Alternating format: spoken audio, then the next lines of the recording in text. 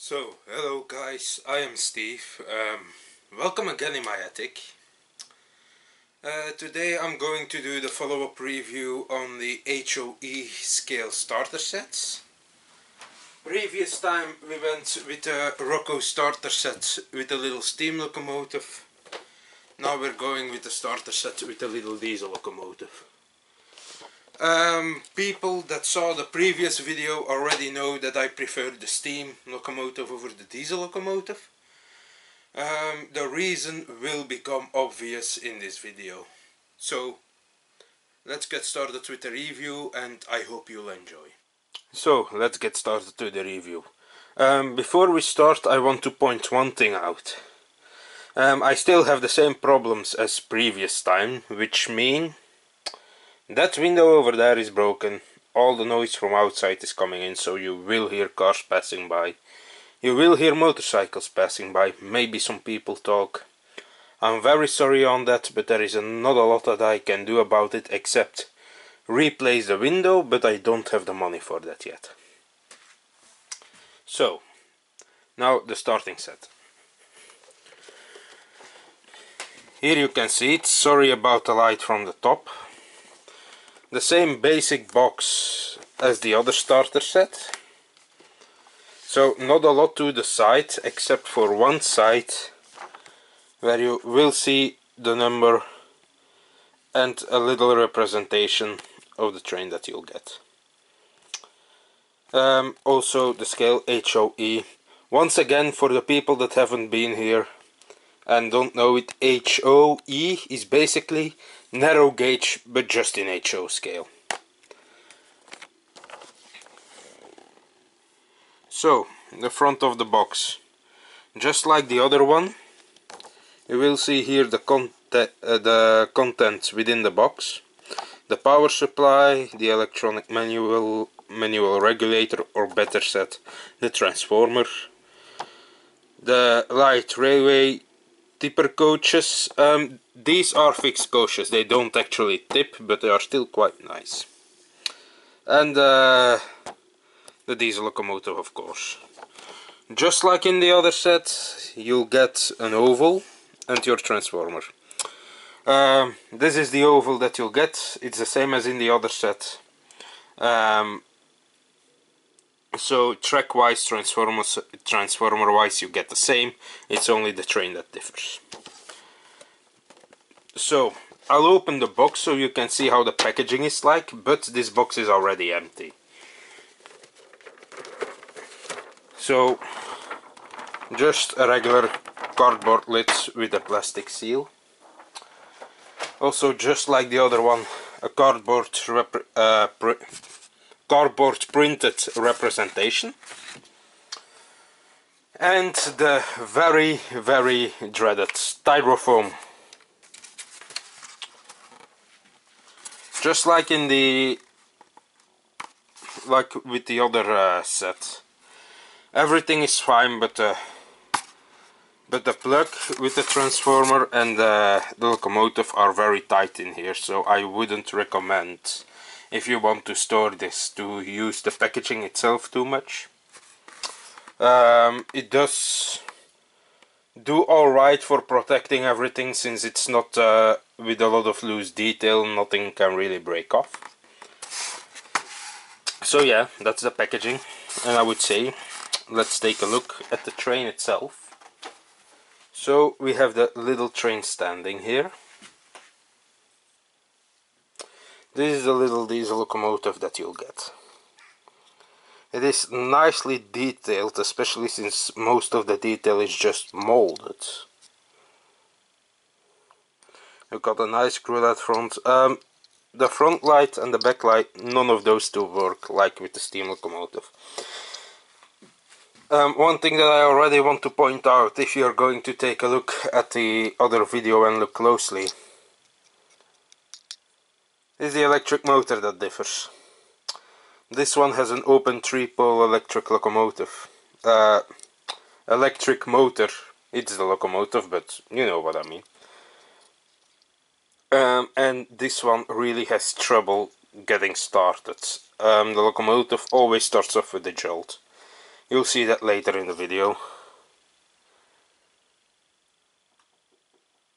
The print of HOe is pretty nice. It's also very nice how the handles are just pointed out in grey. The back is like the shovel and so on, it's not painted, but it is very nice that it is there.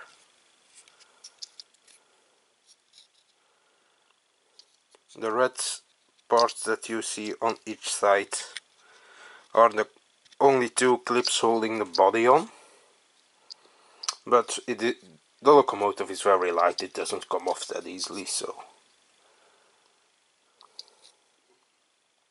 it is a very nice little detailed locomotive, and the performance we will see a bit later. You get 4 of the same wagons. I know you only see 3 now because I forgot to place this one. Ooh, that was very badly out of focus, sorry for that one. The wagons are very basic. The load is even more basic than the wagons. That could have been done better, but I mean, for 125 euros. Yes, it sounds like a lot of money, but these days, sadly, it's the normal price for analog stuff. And the bogies of the wagons are basically the bogies of the tipper wagons of the other set, but instead of having the frames on the side, the frames are left away and then with a little hole, so they can turn. They are quite stiff, but so far it doesn't cause any derailments or so. So yeah. Now let's take a look for the track that you actually get with this set. So now the camera is angled more upwards, and the reason for that will become obvious soon. This is the track that you get. It's the same as in the other set. It's HOe scale but narrow gauge, so the track is a lot narrower. It's very reliable track, but the reason why I want to talk about the track is purely because when you buy these sets, where in normal HOe scale you might get a feeder track or something, with these sets you get your track as normal, but you will have from 2 straight pieces or 2 corner or 2 curve pieces, depends on what you prefer. You will have to take off a fish plate from either side. This is a very fiddly job. I mean, from each piece 1 fish plate, because the reasoning being, I'll zoom into the spot. There you can see where the wires are running, that it's in between the 2 tracks. The wires that you get have each a fish plate attached to them. So you need to take one off each track and then put the wired fish plates on for your power. It's not that long of a job, but it can be very fiddly, since essentially this is also just 9mm, so in width and in space that you have in between the rails, you're at the same spot as N scale. So that's just a thing that I want to give with you, so that you know that it can be fiddly, but apart from that it's quite a nice look to have in a starter set. So now I'm going to turn a little bit. Sorry for the very shaky piece of footage there, but well, yeah, just sorry. This is a transformer that you get. It says Roco. Flashman has the same ones. They work together as far as I know, so it is the same transformer as you get with Flashman. And now let's focus on the performance of the train. So, the train is now on the track, the wagons are at the left. The wagons, coupling wise, are the same like in the other set. Sometimes they go easy, sometimes they are stubborn. But one thing this locomotive is better at than the little steam locomotive has to be said. I drive against the wagons and it's directly coupled up. But also, as you can see in this small piece of footage, is that the locomotive tends to start with a little jolt. It doesn't go off smoothly.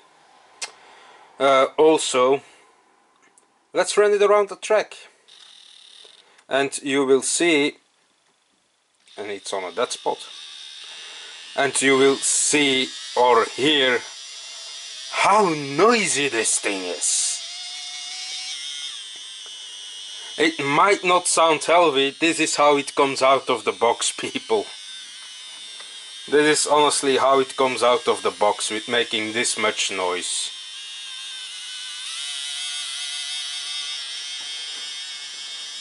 It does run.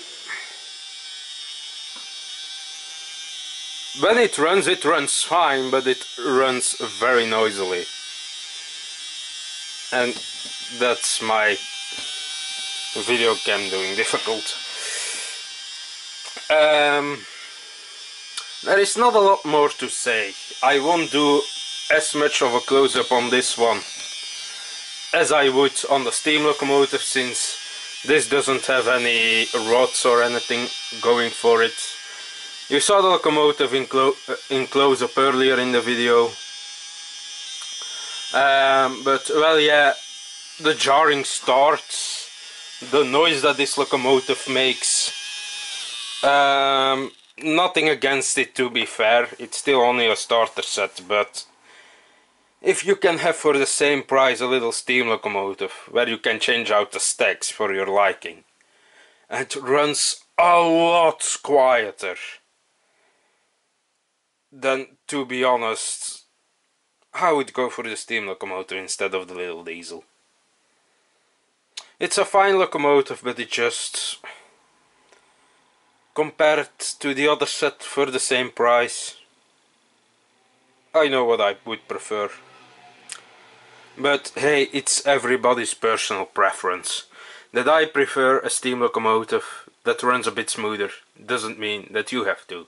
Some people like the rough running in narrow gauge, because I've been at a few heritage lines with narrow gauge and not all of them are lines that are fit for people, even though they transport people because it's a heritage line. Some industrial lines with the original industrial locomotives literally had very rough running, and some people like to model that, and for that this one is perfect. I hope you enjoyed the video. I hope it was of any use for you, and I'll hope to see you next time, guys. Bye.